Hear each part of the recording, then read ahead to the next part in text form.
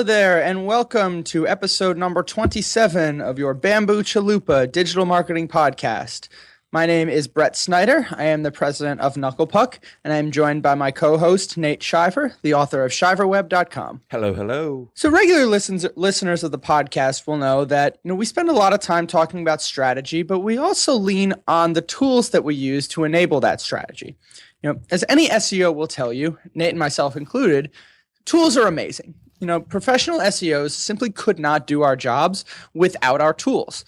We've got our well-known ones. We've talked about Screaming Frog a number of times, Search Console, previously known as Webmaster Tools.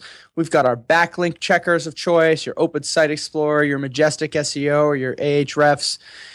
Every SEO leans on Keyword Planner for keyword research, but the good ones leverage, more advanced tools like Keyword IO, Suval, Keyword Shutter, even some paid tools like SEMrush. But having access to the tool only goes so far. For a tool to make a difference, you need to know not only how to use it, but also how to apply the data and insights to your particular website, your business and industry, and your campaigns. And so today we want to talk about a tool that some of you may be familiar with, and then a close cousin of that tool under what Nate and I will call the same tool suite that most people probably have never heard of. Now, we're talking about Google Trends and its close cousin, Google Correlate. Right, and you've probably heard of Google Trends, and like Brett said, maybe Google Correlate. Google Trends, it's a pretty well-known PR tool for Google. It's what they use to create, their what the world searched for in 2014 or 2015 every year. They use it to create the Google Zeitgeist. Journalists are known for using it in their pieces on politics or news. Right now, I know journalists are using it to track to see how many people are searching for the different Republican candidates for president. And so it's fairly well known in public, and marketers will use it. But what we're going to do is to dive deep into less publicized functionality in Google Trends and how you can use those sort of hidden gems of functionality for your marketing. And in the same way that Google Trends has some of this less publicized functionality, like Brett said, there's a cousin of Google Trends, which is Google Correlate. And you can tell from its website that it is not as well loved as Google Trends. It's pretty old school design, but it actually pulls from the same data source that Google Trends pulls from Google search volume. It's best known for creating the flu trends report and some other niche reports in academia, but it really isn't well known among the public, much less among marketers, and how to use it for your website, your business. Nate has actually done a ton of research on Google Correlate, posted an incredible post up on Shiverweb that we'll link to in the show notes.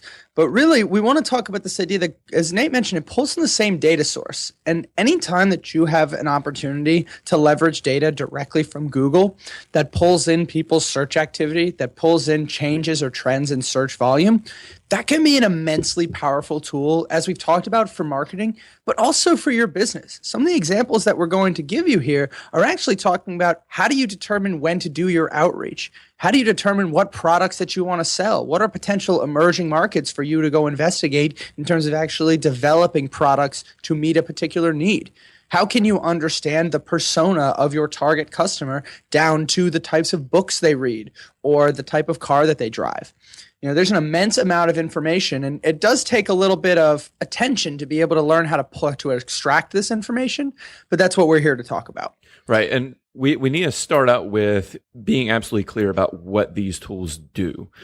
So like Brett said, they analyze Google web searches over a certain period of time. But what they do, they analyze these terms as a percentage of all searches. So for example, if you search in trends for tea in Scotland in March of 2007 to 2015, Google takes all the searches that were performed in Google over that time period in Scotland, and it will tell you what percentage of those searches were for tea.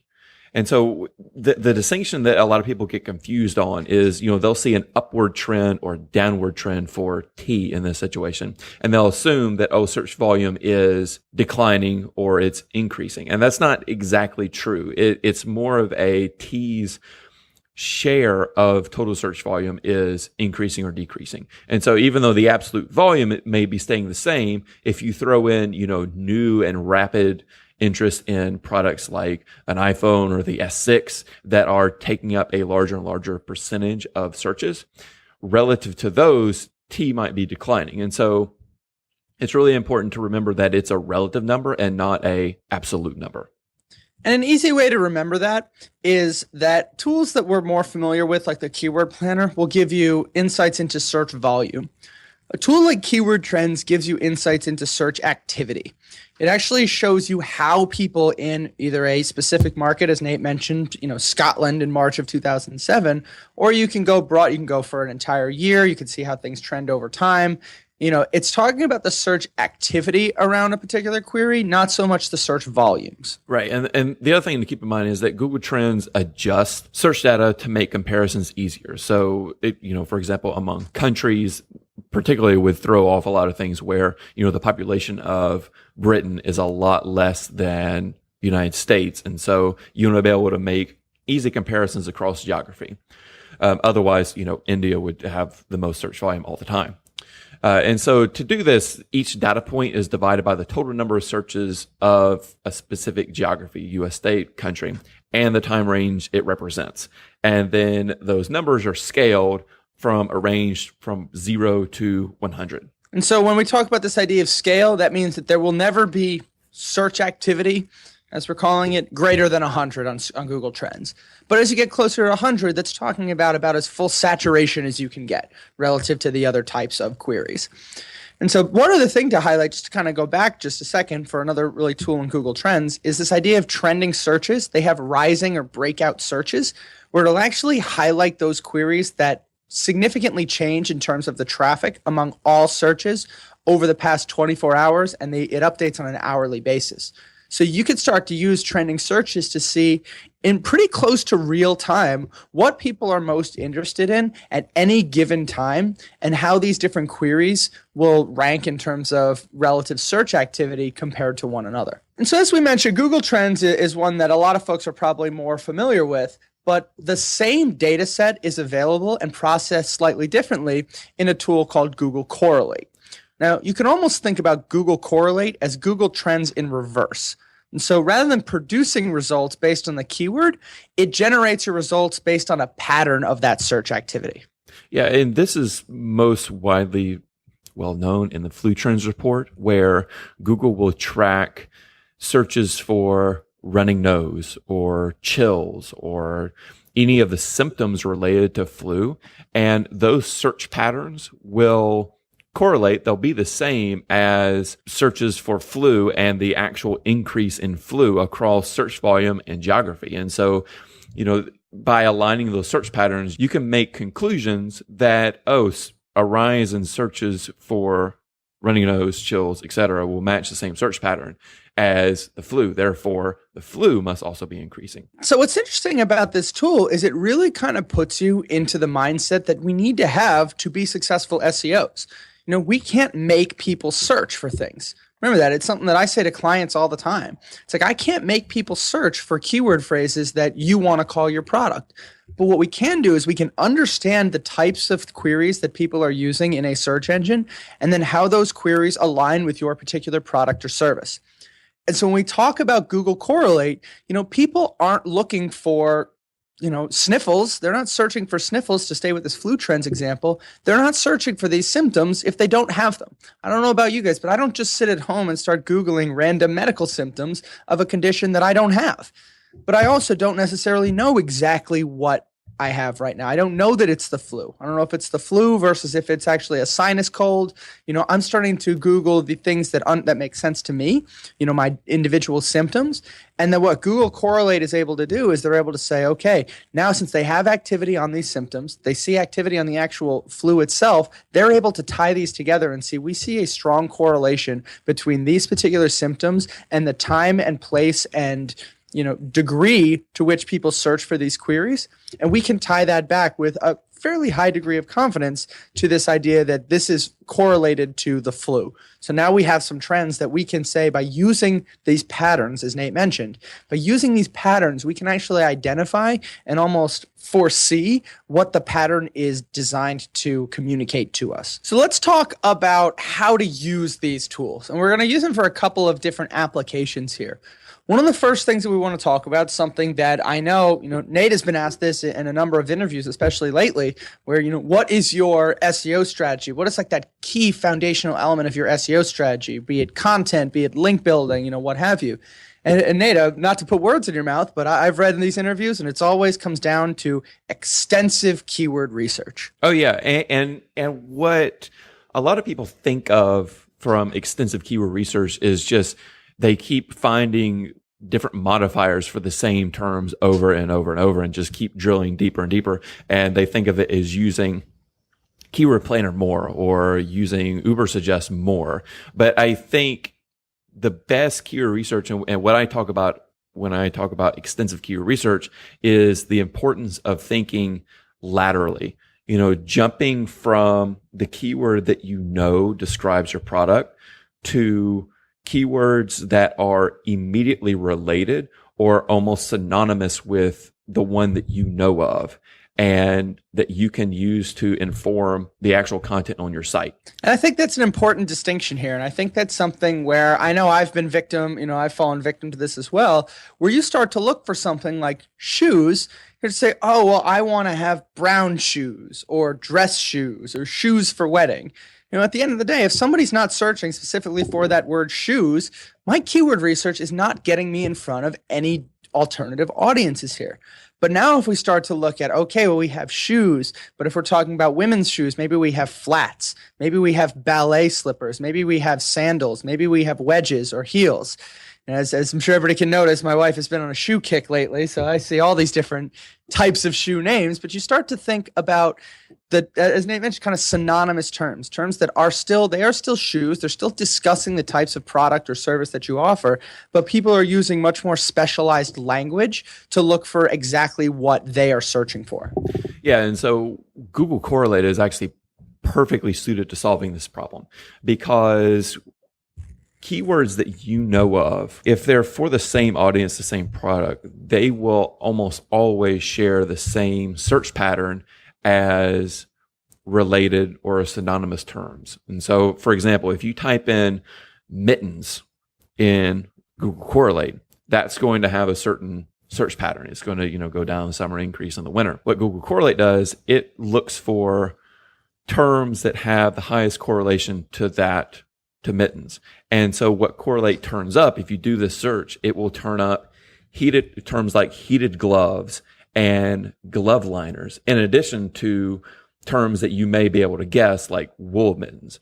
And so what you're able to do is move out of the mittens, wool mittens, red mittens sort of silo and jump into very, very related, almost synonymous terms, but different terms like heated gloves, glove liners, and those type of terms, which it turns out, if you go over to Keyword Planner, heated gloves and glove liners, they have an average of 20,000 searches a month, and compared to mittens, which has 40,000 average searches a month. So if you had stuck with this mitten silo of keyword research, you would be missing out on 50% of the search volume that you could have, that you could add to in your keyword map or your content, whatever you're using to target that term. Yeah, and what this tool really at the end of the day allows us to do is it allows us to kind of evolve with the changing landscape of the business world in general.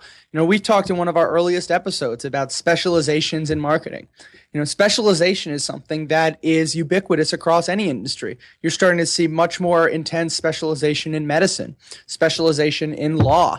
You start to have, even when we talk about people are no longer even just SEOs. SEO used to be a specialization within marketing. Now we have people who are specifically outreach coordinators. We have community managers. We have content managers. We have inbound marketing directors, all these different specializations under SEO. What Google Correlate really does is specialization is not specific to the business side of these relationships. It's also on the consumer side. There's specialization in language. There's, the ways that people are actually going to refer to specific products.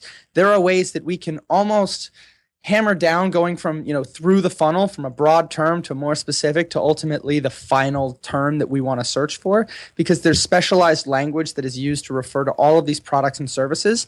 And the key to remember, especially if, a lot of the folks who are regular listeners are more on the, either on the business or on the agency side of things, where you need to understand where that specialization lies with your audience. This is not something where you dictate the specialization, how people refer to your products. You have an opportunity to influence that, of course, but understanding what people are searching for, as we talked about a couple minutes ago, because we can't make people search, all we can do is make sure that we are present for the variations in language that our audience is already using to search through Google or Yahoo or Bing. Which I think the Google Trends rising searches that you mentioned earlier plays perfectly into that. If you're looking into a very broad term that you're not particularly familiar with, let's say you're doing keyword research for a water purification company, they sell water purification filters and whatnot. If you're not especially familiar with that, it's hard to figure out what matters to people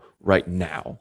And that's exactly the kind of data that if you go over to Google Trends and look at rising searches, it will tell you. It'll tell you, one, what are terms related to water purification that are breakout, that are rapidly rising. A lot of times you'll see brands or specific problems. But Google Trends also has a couple of features that people don't realize exist when it comes to keyword research. And that's one, it has the auto suggest functionality that Google search has. And so if you start typing in something, it will suggest related search terms, but it will also suggest related categories, because the functionality that I discovered is that Google Trends pulls in knowledge graph data and it maps search terms to knowledge graph topics. And so if your search term is water purification, you might discover through the auto suggest and through the related searches that there's a bigger category over here, or there's a related category like, in this case, nano purification, which turns out to be a discipline and a technique within the field of water purification that is really hot right now. And being able to jump laterally into that trending rising search will give you a window into this sort of specialization that you would have otherwise never discovered. All right, so moving past kind of keyword research, which is really at the end of the day a means to an end. Those keywords, that language is a means for businesses and consumers to connect through the search engine. But now once we've kind of identified the key phrases that we want to target, it really comes down to understanding the priorities and the buying journey of our consumers.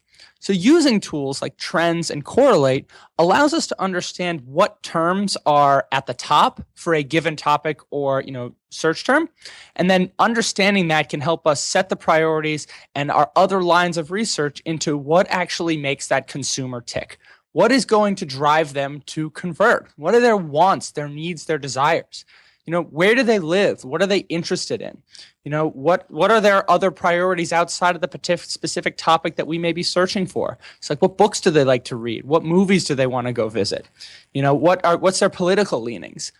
Understanding all these kind of subtleties about our audience and developing what we'll refer to as personas about that audience allows us to be much more specific and much more targeted in the way that we create our content, way we create our off-page campaigns, really everything that goes into a comprehensive SEO initiative.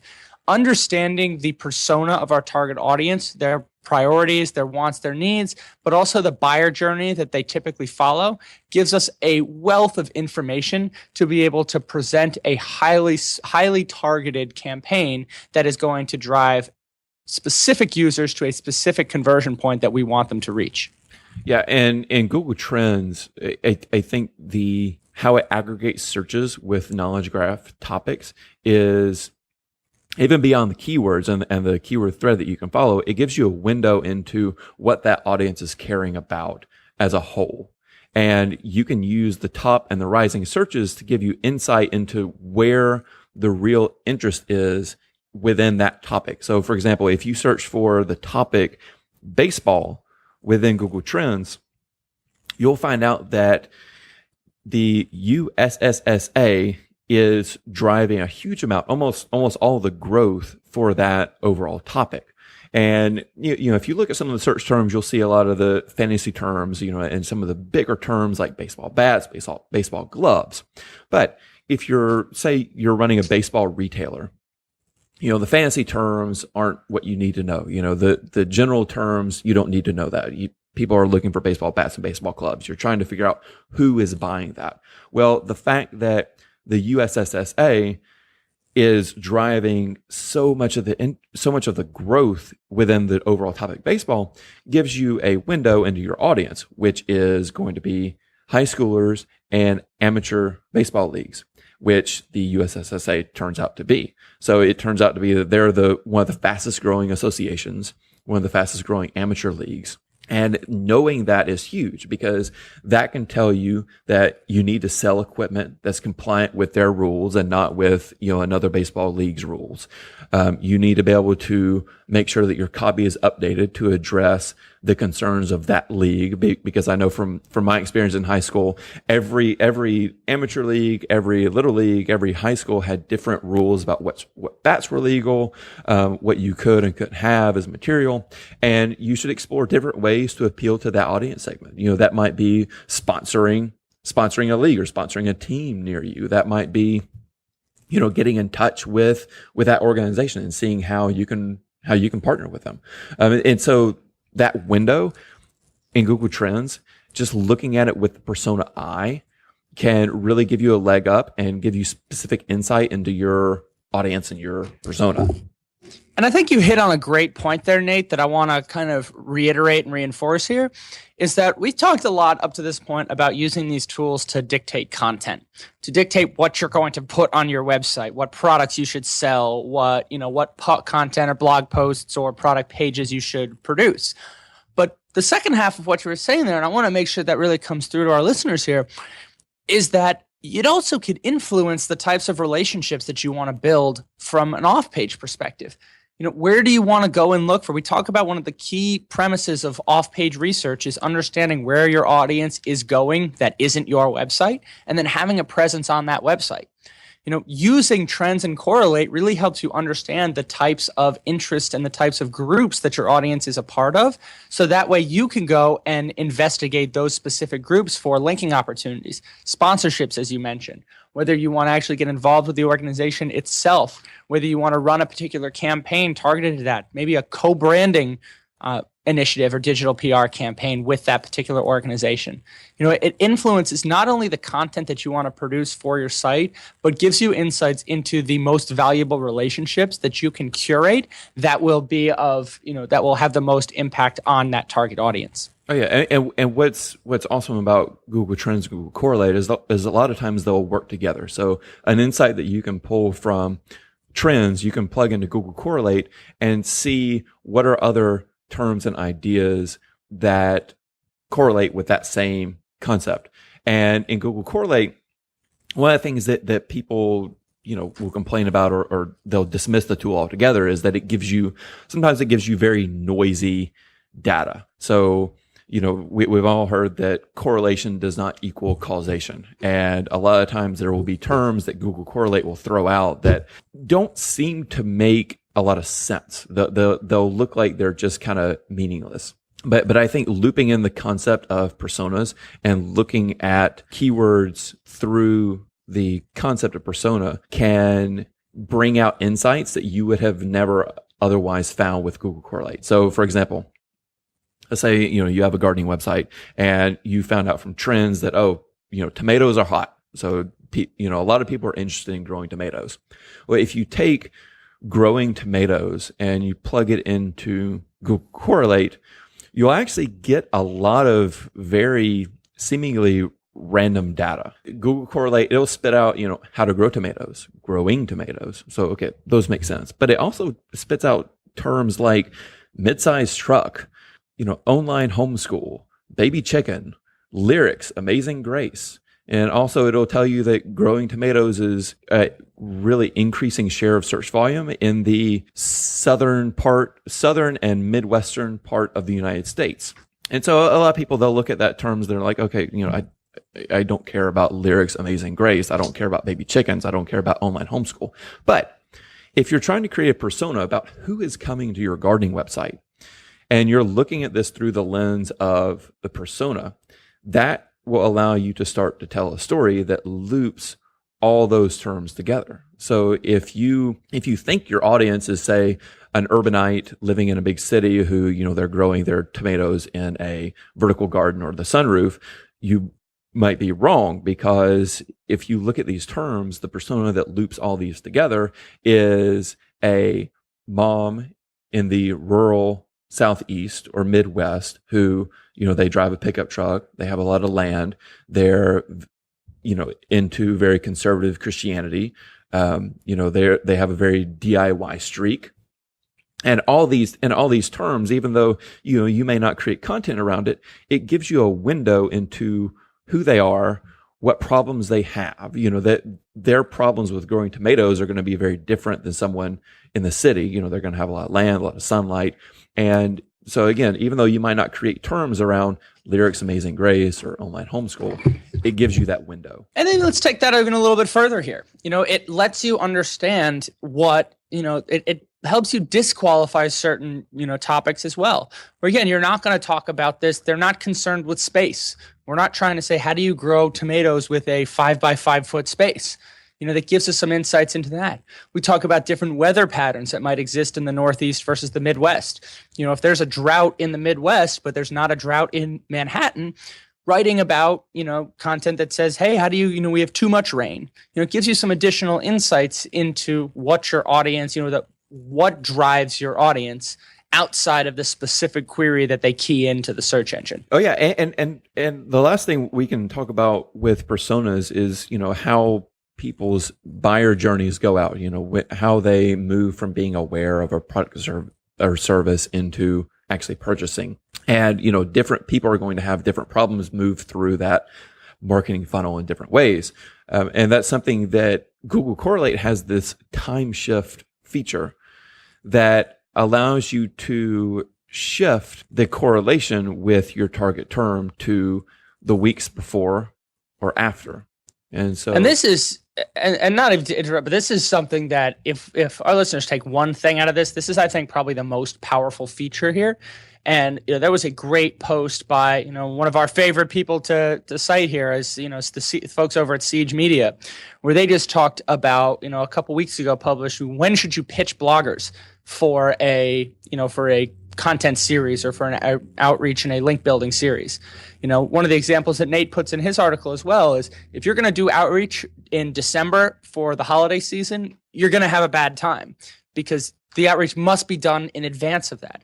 Using a tool like Google Correlate lets you understand when that optimal sweet spot is to actually pitch these off-page references, when to publish your content, when to do the promotion, so that you can get the visibility as that traffic is ramping up, as opposed to just saying, hey, we're already at the peak. Oh, now we know people are looking for it. In the time it takes you to produce it, to promote it, the trends may be already starting to decline. So this time shift series is one of the most powerful elements of Google Correlate, and it directly influences the timing through which you should run your campaigns. Yeah, and it's most useful for seasonal businesses or businesses that have events throughout the year that gives a very specific time period that you can use as an anchor. So, for example, Halloween, I like to give an example, and I gave this example in the post, where, the searches for Halloween costumes just rocket up basically the few days before Halloween.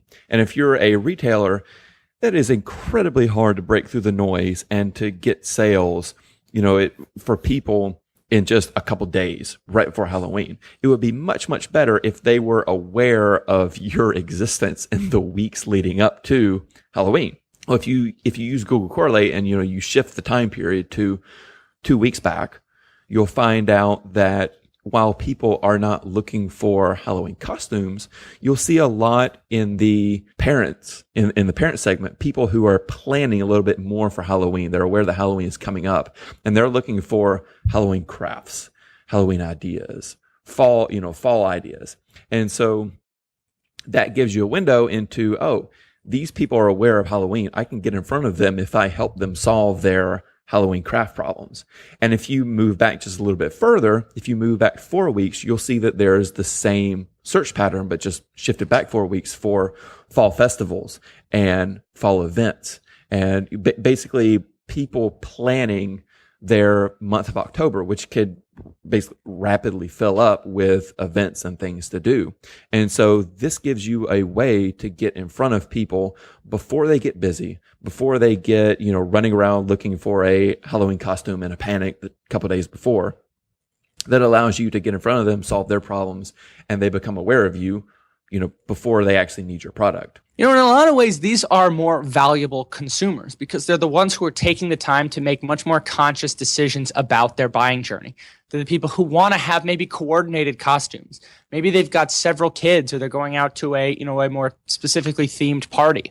The people who are searching for these in advance are the ones that are going to be much more conscious over the decisions that they're going to make. They're going to research. Anybody who owns a holiday store knows that people are going to scramble as it gets towards Halloween. You don't need a tool like Google Correlate to tell you that on October 29th, people who don't have a costume are going to start realizing, oh shit, the party's on Saturday, I need a costume. You don't need a tool like Correlate to tell you that Halloween traffic is going to spike in the 2 days before Halloween. But what we like to talk about, one of the things that we try to give everybody here on this podcast are ways to be able to separate yourselves from the herd, to take advantage of some of these more subtle opportunities to be able to target a much more specific segment of your audience, but a much more highly engaged segment of that audience. Right. And again, this doesn't just work for seasonal businesses. You just have to drop in any term that has any sort of cycle in a Google Correlate, and it'll give you some sort of buyer journey. I mean, if you drop in payday loan, which is sort of the penultimate term for, oh shit, I need this right now, you'll find out that even that has a certain buyer cycle in Google Correlate. If you shift it back 2 weeks, you'll see loan for bad credit, or you'll see car title loan. You'll see people trying to solve, money crunch problems before it comes up to, I need to get a loan on my paycheck. And so it works for any industry. There's going to be a lot of noise, but the fact that a free tool exists to give you this window into how people buy and what things they're interested in leading up to your product or service is extremely powerful. So let's talk a little bit about some of the alternative features. I think we've got everybody on board that this is extremely valuable as a way to understand who your audience is and what language they use to search for products, whether it's the direct, endpoint, what we'll call our final attribution that they actually purchase with, or more of their research, their interest terms at that top of funnel. But let's talk a little bit about some of these other features. One of the ones that I really like is the Google Trends Explorer, which allows you to kind of filter by any number, not any number, but a large number of valuable criteria here. You can filter by country, a time range, a specific category or search type.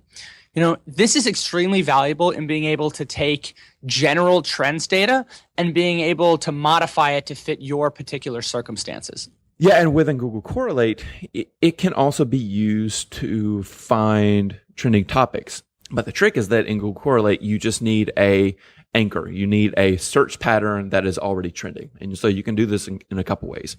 You can take topics that you already know are trending and search for that in Google Correlate, and it will match terms to that pattern. So for example, if you search for bulletproof coffee, which is a hip trending thing that I read about the other day, Google Correlate will show that almond nails and coconut oil and Android emojis are all trending right now at the same rate.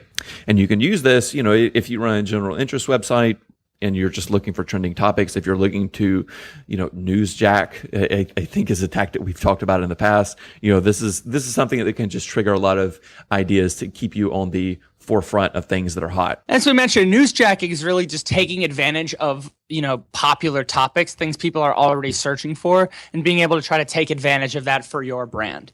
So, for example, I think we even talked about in our last episode where when Hillary Clinton's emails were, this idea that Hillary Clinton was using a private BlackBerry to send government emails.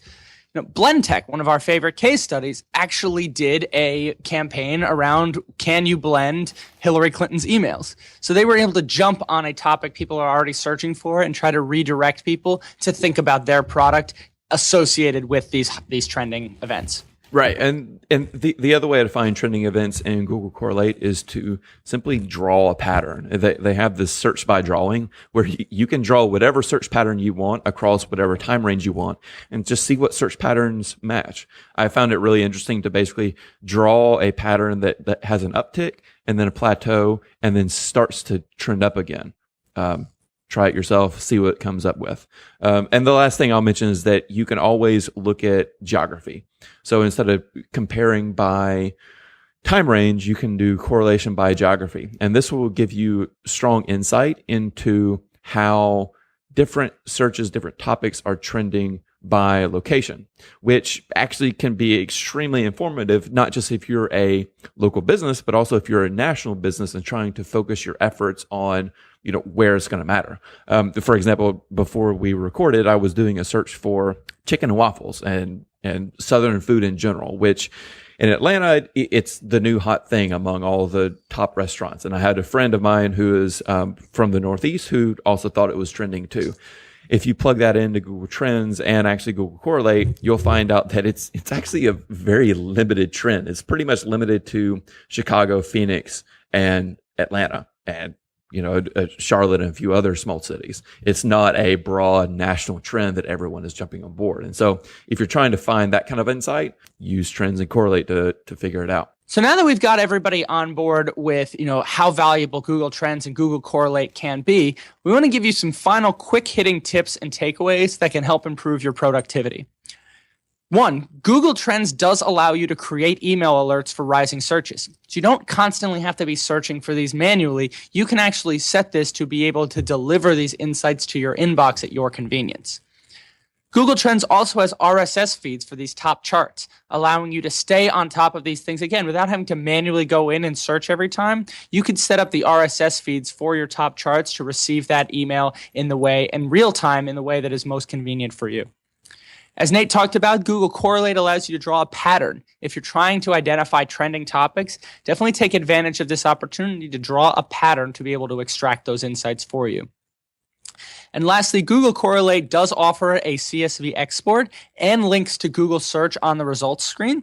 So you can always go in and look at this and say, I don't understand what type of search results that this allegedly correlated term would generate. You don't have to go and search for all that. They make it really quick and easy for you to go ahead and search for that right from the dashboard. And you can also do a CSV export, which I know for somebody like me, who my keyword research and my research approach is really collect all the information possible and then narrow it down. Having the CSV export has saved me a lot of time and a lot of frustration to be able to work in a process for me that I want to, like I said, gather as much raw data as possible and then whittle it down to something that's going to be actionable for my particular campaign. All right. Well, you can find previous episodes, links to things that we mentioned, and our contact information at bamboochalupa.com. If you don't want to miss another episode, go subscribe to the podcast in iTunes or your favorite podcast app. And while you're there, please leave a comment and rating.